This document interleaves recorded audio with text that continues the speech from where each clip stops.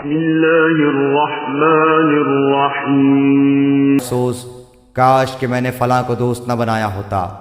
बिस्मिल्लाहिर्रहमानिर्रहीम। अल्लाहुम्मा सल्ली अला मोहम्मद व अला आलि मोहम्मद। अस्सलाम वालेकुम मेरे दोस्तों बुजुर्गों, उम्मीद है सब साथ खैरियत से होंगे, जहाँ रहें खुश रहें आबाद रहें।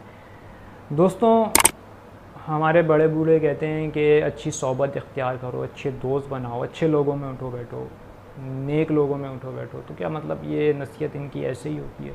क्योंकि हम लोग जब बड़े हो जाते हैं हम सोचते हैं यार हमें पता है क्या अच्छा है हमारे लिए, क्या बुरा है, ये हमें हर बात पे टोकते रहते हैं, इससे दोस्ती नहीं करो, ये शख्स सही नहीं है। तो हम लोग ज़्यादा ही समझदार हो जाते हैं, हम बोलते हैं यार इनको पता ही नहीं हमारे मसले मसाइल क्या हैं। लेकिन हम ये बिल्कुल गलत करते हैं। अगर कोई भी करता है तो ये बिल्कुल गलत करता है, क्योंकि बड़े बूढ़ों की जो नसीहत होती है ना बहुत काम की होती है। इसी तरह अल्लाह ताला कुरान में भी फरमाता है कि काफिर अफसोस करेंगे कि हाय अफसोस काश हमने फ़लाँ को दोस्त ना बनाया होता। ये सूरह फुरकान में अल्लाह ताला बता रहा है कि काफिरों का हाल बता रहा है जब वो आखिरत में इस तरह के अल्फाज अदा करेंगे। क्यों वो दोस्तों पे अफसोस क्यों करेंगे, अपने दोस्त पे अफसोस क्यों करेंगे? उसकी वजह यह है कि हमारी जो सोहबत होती है, हमारे जो दोस्त होते हैं वो हमारी ज़िंदगी पे काफ़ी असरअंदाज होते हैं। हम उनसे बहुत सी बातें सीखते हैं, चाहे वो अच्छी हों चाहे बुरी हों, हम उनकी बातें अडॉप्ट करते हैं, उनकी बातें हम पिक करते हैं। इसी तरह नबी पाक सल्लल्लाहु अलैहि वसल्लम ने फरमाया, हदीस का मफ़हूम है कि आदमी अपने दोस्त के दीन पर होता है, लिहाजा देख लिया करो किससे दोस्ती कर रहे हो। तो दोस्ती करने से पहले सोच समझ लिया करें, आया ये बंदा वाकई दोस्ती के काबिल है या नहीं। हर हाथ मिलाने वाला वैसे दोस्त नहीं होता। जैसे कि मतलब हम काम कर रहे होते तो हमारे उसमें ऑफिस की जो जगह होती है, हमारी जो जॉब की जगह होती है, ड्यूटी की जो जहाँ पे हम ड्यूटी निभा रहे होते हैं, वहाँ हमारे बहुत से लोग मिलते हैं। सारे दोस्त नहीं होते, उसमें से कुछ दोस्त बन जाते हैं जिनसे हमारा दिल लगता है। तो दोस्त बनाने के लिए हमें सोचना चाहिए हम जिनसे दिल लगा रहे हैं, आया कि वो इस काबिल भी हैं, ये वही हैं जिनके बारे में अल्लाह और उसके रसूल ने फरमाया है कि ये ऐसे लोगों से दोस्ती करनी चाहिए। तो सोचना चाहिए, समझना चाहिए हमें और ख़्याल करना चाहिए। अब ये होता है कि बहुत सा हमारी जो गैदरिंग होती है, हमारा जो सर्कल होता है, उसमें बहुत से दोस्त अच्छे भी होते हैं, बहुत से में कुछ खामियां भी होती हैं, हम में भी कुछ खामियां होती हैं। तो हमारा दोस्त आया वो हमारी खामी ख़त्म करने की कोशिश कर रहा है, वो हमारा सच्चा दोस्त होगा जो हमारे अंदर कोई बुराई देखे और उसको ख़त्म करने की कोशिश करे, उससे हमारी जान छुड़ाने की कोशिश करे, तो वो ही सबसे अच्छा और सच्चा दोस्त होगा। भले वो उसकी बात हमें बुरी लग रही हो कि यार हमें इस बात पे टोकता रहता है, इस बात पे टोकता रहता है, ये नहीं करो, ये नहीं करो, यार क्या है यार, मैं कोई बच्चा थोड़ी हूँ।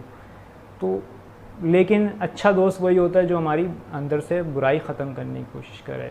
और अगर हमारा कोई दोस्त ऐसा है जिसमें कोई हम बुराई देख रहे हैं, तो इसका ये मतलब नहीं है कि हम उससे कतई ताल्लुक़ी हो जाएं कि बस यार ये बुरा बंदा है यार, अब इससे बात ही नहीं करनी, इससे दोस्ती ही नहीं करनी। तो ये तकब्बुर की बात होगी, तकब्बुर की निशानी होगी। और हमें तकब्बुर, अल्लाह माफ़ करे, कि इसमें ये बुराई है, मैं इससे मिलूँगा ही नहीं, मेरे अंदर तो ये नहीं। हमें कोशिश करनी चाहिए पहले तो हम उसकी बुराई ख़त्म करने की कोशिश करें, हम उसको समझाएं कि यार ये चीज़ बुरी है, ये अमल बुरा है, ये तुम कर रहे हो, अल्लाह ने उसके रसूल सल्लल्लाहु अलैहि वसल्लम ने मना फरमाया है। अगर वो नहीं हटता तो उसकी आहिस्ता आहिस्ता कोशिश करते रहें, एक न एक दिन वो अपनी राह रास्त पे आ जाएगा और उससे हमारा भी फ़ायदा होगा, हम भी उसके ज़रिए राह रास्त पे आ जाएंगे। लेकिन अगर हम अपनी सोहबत के वजह से हम किसी बुराई में पड़ रहे हैं तो फिर बेहतर यही है कि हम अपनी सोहबत बदल लें, हमें छोड़ देना चाहिए। फिर नहीं देखना चाहिए फिर दोस्ती का क्या हक़ है क्या नहीं है। पहले तो कोशिश करनी चाहिए दोस्ती का कदर करें, लेकिन हम जब बुराई के रास्ते पे चल रहे हैं तो फिर पीछे हटे हैं, क्योंकि सबसे पहले तो अल्लाह, फिर उसके बाद उसका रसूल पाक सल्लल्लाहु अलैहि वसल्लम है, फिर बाकी में दुनियादारी है, हमारे रिश्तेदार हैं, माँ बाप हैं, बहन भाई हैं, फिर दोस्त यार हैं, जितने भी हैं सब अल्लाह उसके रसूल के बाद ही हैं सल्लल्लाहु अलैहि वसल्लम। तो हमें सोहबत अच्छी ही इख्तियार करनी चाहिए। और मैं वालिदैन से दरख्वास्त करता हूँ कि अपने बच्चों पे नज़र रखें, चाहे वो जवान हो या बच्चे हों, कि उनकी सोहबत कैसी है, किन लड़कों में उठ रहा बैठ रहा है उनका बेटा, उनकी बेटी की किन लड़कियों से दोस्ती है, ये भी देखना चाहिए। आजकल तो खैर बहुत ही लड़कियों का भी माहौल कुछ सही नहीं है, तो वालिदैन की ज़िम्मेदारी है, कहीं ऐसा ना बाद में उनको अफसोस हो, आखिरत में बच्चों को अफसोस हो, या फिर दुनिया में आपको भी अफसोस हो यार इसके दोस्त ने इसको ये फंसा दिया। अक्सर ही ऐसा होता है कि कोई दोस्त के चक्कर में कोई दूसरा बंदा फंस जाता है।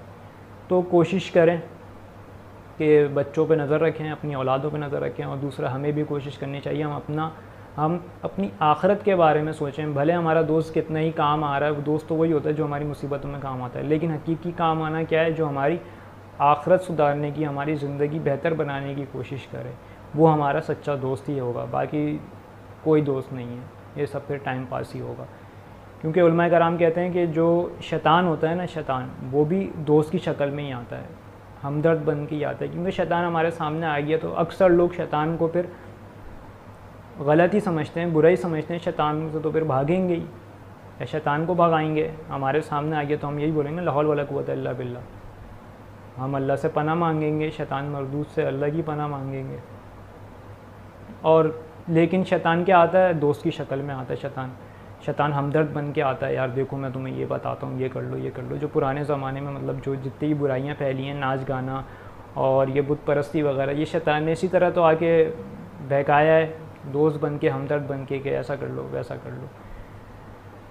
तो अल्लाह हम सबको अच्छी सोबत इख्तियार करने की तौफ़ीक़ अता फ़रमाए, हमारी सोबतों को अच्छा करे। हमें कोशिश भी करनी चाहिए, हमें दुआ भी करनी चाहिए। मेरी बात किसी को बुरी लगी हो तो माफ़ी का तलबगार हूँ, दुआओं में याद रखिएगा, अपना बहुत ख्याल रखिएगा। अल्लाह हाफ़िज़।